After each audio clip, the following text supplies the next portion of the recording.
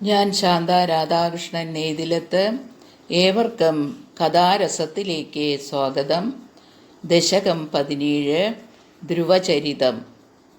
ധ്യാനം.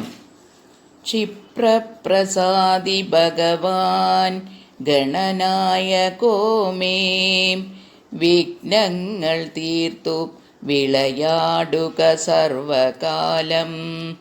സർവാർത്ഥകാരിണി സരസ്വതി ദേവി വന്നൻ, നാവിൽ കളിക്ക കുമുദേഷു നിലാവു പോലെ. കഥയിലേക്ക് കടക്കാം. ഉത്താനപാദൻ എന്ന മഹാരാജാവിന് 2 ഭാര്യമാരാണ് ഉള്ളത്, സുനീതിയും സുരുചിയും. സുനീതിയുടെ മകൻ ധ്രുവൻ, സുരുചിയുടെ മകൻ ഉത്തമൻ. ഒരിക്കൽ ധ്രുവൻ അച്ഛൻ്റെ മടിയിലിരിക്കുന്നത് സുരുചി കാണുകയും, അച്ഛൻ്റെ മടിയിലിരിക്കാൻ നിനക്ക് യാതൊരു യോഗ്യതയും ഇല്ല, അവനെ സുരുചി വലിച്ച് താഴെയിട്ടു. രാജാവ് സുരുചിയെ പേടിച്ച് ഒന്നും മിണ്ടിയില്ല. ധ്രുവൻ അമ്മയുടെ അടുത്തേക്ക് ഓടിപ്പോയി കരഞ്ഞുകൊണ്ട് വിവരമെല്ലാം പറഞ്ഞു. ഇതെല്ലാം നമ്മുടെ കർമ്മദോഷമാണെന്നും നമ്മുടെ ഭാഗ്യഹീനതയ്ക്ക് ഭഗവാന്റെ ഭജനമാണ് വേണ്ടത് എന്നും സുനീതി മകനോട് പറഞ്ഞു. ധ്രുവൻ ഇരുന്നു ചിന്തിച്ചു. 5 വയസ്സ് പ്രായമേ ഉള്ളൂ കുട്ടിക്ക്. അർദ്ധരാത്രി അമ്മയും അച്ഛനും ഉറങ്ങിയ സമയം ഒരു വൻ കാട്ടിനെ ലക്ഷ്യമാക്കി നടന്നു. വഴിയിൽ നാരദമുനിയെ കാണുകയാണ്. നീ എവിടേക്കാണ് കുഞ്ഞെ പോകുന്നത്?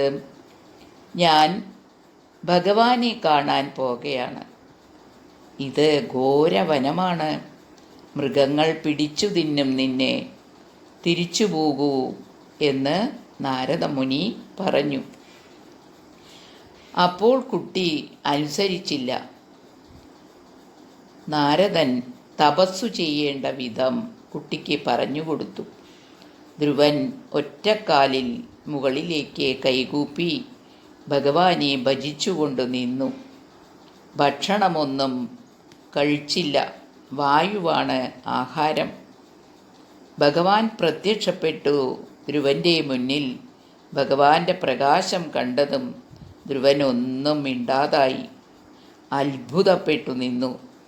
അപ്പോൾ ഭഗവാൻ ധ്രുവൻ്റെ കവിളിൽ തൻ്റെ ശംഖുകൊണ്ട് ഒന്ന് തലോടി. ആ ശംഖിൽ നിന്നുമുള്ള ജ്ഞാനം കൊണ്ട് കുട്ടി ഓം നമോ ഭഗവതേ വാസുദേവായ എന്ന് ജപിച്ചു. ഭഗവാൻ അവനെ അനുഗ്രഹിച്ചു. അച്ഛൻ്റെ പിറ്റേക്കാലം ധ്രുവനെ രാജാവാക്കി വാഴിച്ചു. അങ്ങനെയുള്ള ഗുരുവായൂരപ്പ, എൻ്റെ രോഗങ്ങളെ മാറ്റിത്തരേണമേ. ഇനി നമുക്ക് ശ്ലോകത്തിലേക്ക് കടക്കാം.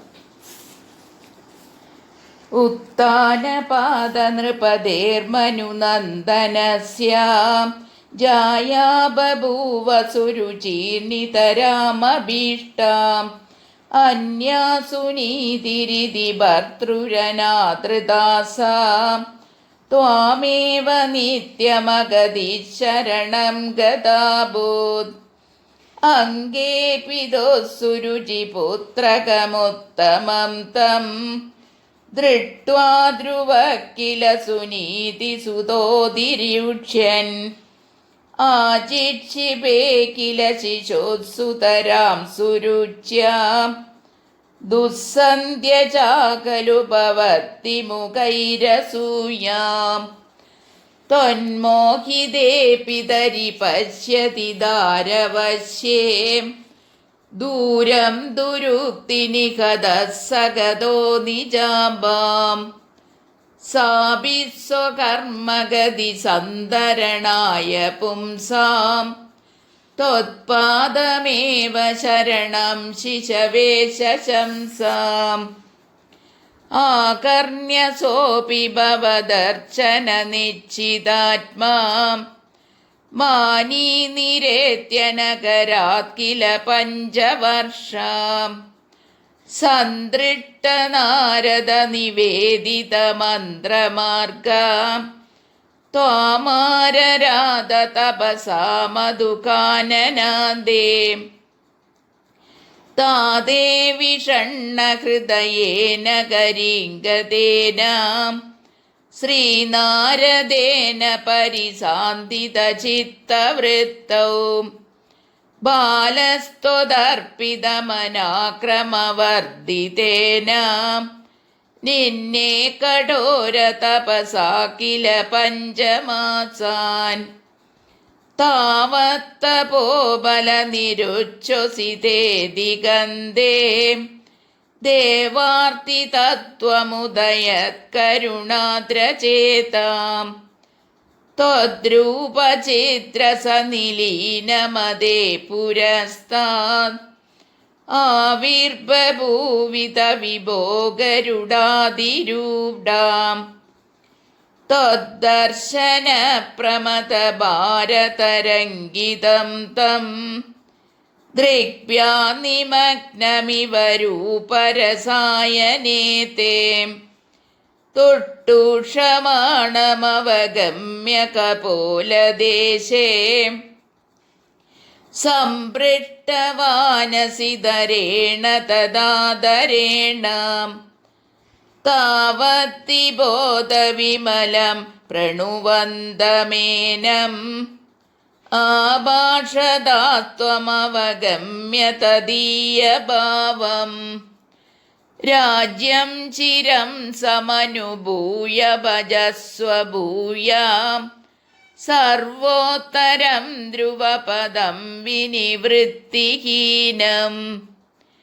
ഇത്യുജുഷി ത്വയി ഗതേ നൃപനന്ദനോऽസൗ ആനന്ദിതാഖില ജനോ നഗരീമുപേതാം രേമേ ചിരം ഭവദനുഗ്രഹപൂർണകാമാം താതേ ഗതേ ച വനമാതൃതരാജ്യഭാരാം യക്ഷേണ ദേവനിഹതേ പുനരുത്തമേസ്മിൻ യക്ഷൈ സയുദ്ധനിരതോ വിരതോ മനുക്ത്യാം ശാന്ത്യാ പ്രസന്ന ഹൃദയാതനദാതുപേതാത് ത്വദ്ഭക്തിമേവ സുദൃഢാമവൃണോന്മഹാത്മാം അന്തേ ഭവത്പുരുഷനീതവിമാനയാതാം മാത്രാ സമം ധ്രുവപദേ മുദിതോയമാസ്തേ ഏവം സ്വഭൃത്യ ജനപാലനലോലദീസ്ത്വം വാതാലയാധിപനിരുന്ദിമമാമയൗകാൻ ശ്രീകൃഷ്ണ ഗോവിന്ദ ഹരേ മുരാരേ ശ്രീനാഥ നാരായണ വാസുദേവാം സർവത്ര ഗോവിന്ദനാമ സങ്കീർത്തനം ഗോവിന്ദ ഗോവിന്ദ. നന്ദി, നമസ്കാരം.